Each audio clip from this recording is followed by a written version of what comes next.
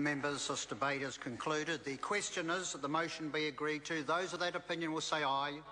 To the contrary, no. The ayes have it. Southland District Council, Stewart Island Rakiura Visitor Levy Empowering Bill, third reading. Call on private and local order of the day number 2. South Taranaki District Council, Cold Creek Rural Water Supply Bill, first reading. The Honourable Chester Borrows. I move that the South Taranaki District Council Cold Creek Rural Water Supply Bill be now read a first time. This scheme and this bill is about farmers and local residents doing for themselves, drawing on New Zealand's penchant for being self-sufficient and using what is available to them to make life better for them. Well, I'm glad that the member says, what about the taxpayer?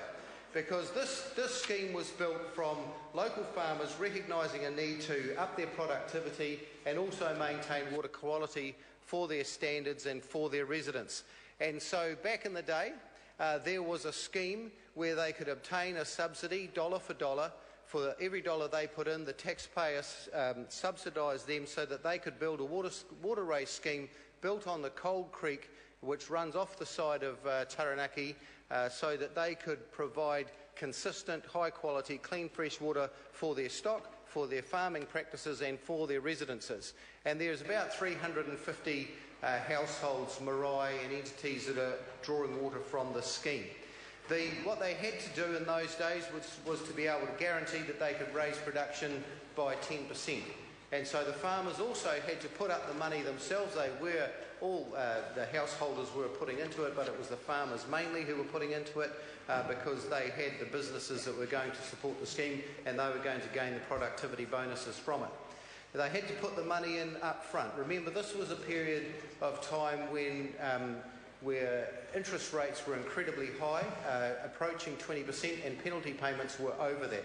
So young farmers who were purchasing farms, buying herds, etc., who were contributing to this scheme, were having to find money, and a lot of money, at a time when it was particularly difficult.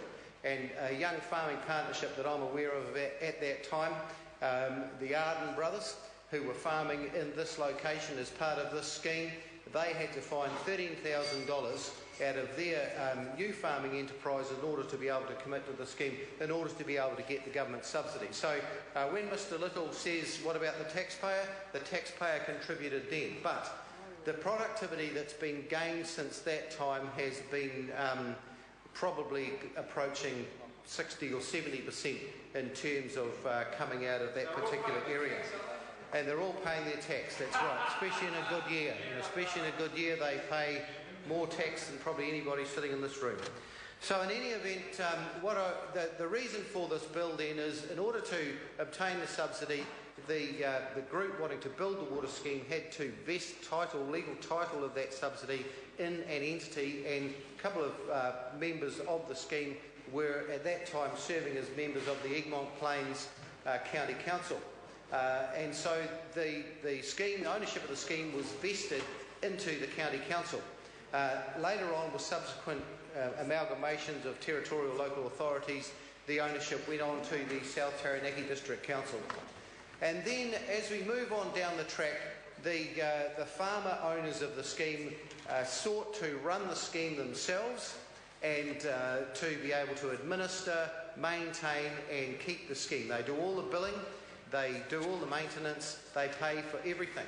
They've also been to the council on a number of occasions, and 4 times over the last 12 years, the South Taranaki District Council has voted to vest ownership back into the owners of this scheme, back into the farmer owners, the household owners who are running and maintaining the scheme.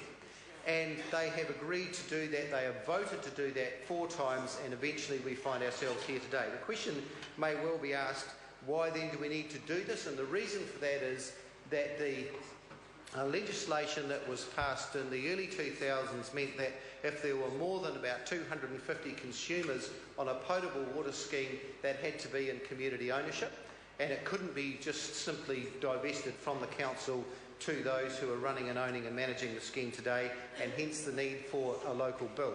Because, as I said earlier, there are about 350 households that are connected to the scheme. There is another way around that, and I understand that there are a number of questions that various parties may have. Support from across the House, which I'm grateful for, is for the first reading only. But there are ways around that. For instance, if the scheme was deemed to be non-potable, then there could be a filter at every house. In that way it could be divested in any event. There have been some concerns from IRD and from the Ministry of Health. They will be addressed and answered through the Select Committee process, I'm quite sure. There's also concerns from local iwi, and the reason why iwi are upset about the process is that during the decisions to vest this back with the residents in the area, the iwi hadn't been consulted as well as they should have by the South Taranaki District Council. The farmer owners have sought to rectify that, and just last week we had a discussion with them, albeit that through the process there had been some public reporting of it, and the two marae that are on the scheme had also been approached. However, there was an expectation, maybe it was somewhat naive, but there was an expectation that the marae themselves would keep their iwi informed as to what was happening in respect of the water scheme, and we found fairly late in the day that that hadn't taken place. It's important to note too that this is a bill that is about concrete and pipes. This is not a bill about water. It is not a bill about the mauri of the stream. This is about concrete and pipes. The water race scheme would continue to get its consents through the Taranaki Regional Council, and I understand that iwi have an argument about whether that should be the case or whether they should be the kaitiaki of water in their area, but the proponents of the bill would argue that that is not an argument for them, that is an argument to be had at a higher level.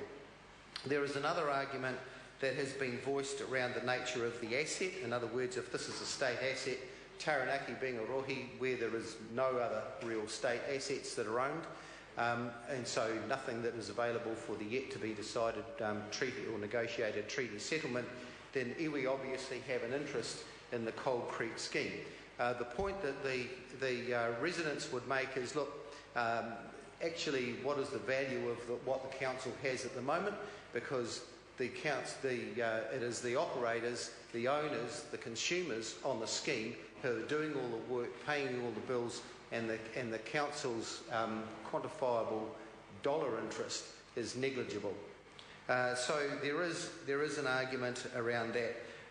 In the end, though, I think another point to make is that this is community ownership at its lowest level. So whereas the thrust behind the Act, which prevents vesting of a water scheme, a potable scheme, which would put vest ownership with the owners, negates that being able to be done because there is too many consumers on the scheme. In any event, and so a scheme of that size should be in community ownership. The proponents of this bill would say, well, this is about as low a community ownership as you could possibly have, because those who are relying on the scheme, those who are consuming from the scheme, those who are running businesses from the scheme, those who built the scheme, maintained the scheme and paid for the scheme are in fact the local owners. And so there should be no real argument about the community aspect of it or community ownership, because it will be owned by the community and the community in which it serves. There's one other issue that has been raised, and that is making water available to the township of Opunaki, which is in a slightly different catchment. And in emergency situations, pipes have been run from the tail of the scheme across to Opunaki to provide water, clean water, which they normally get off the mountain, but after a heavy rain, that's unable to be done. That facility is still open, and the owners of the scheme are quite happy for that to continue. Mr. Speaker, I do commend this bill to the House. I'm grateful for the indications of support that it has had from across the House, at least the first reading, and I look forward to the Select Committee process through the Local Government and Environment Select Committee. Thank you. The question is that the motion be agreed to. Mr. Speaker. The Honourable Annette King. Mr. Speaker, Labour will be supporting this bill to the Select Committee and support the first reading. The South Taranaki District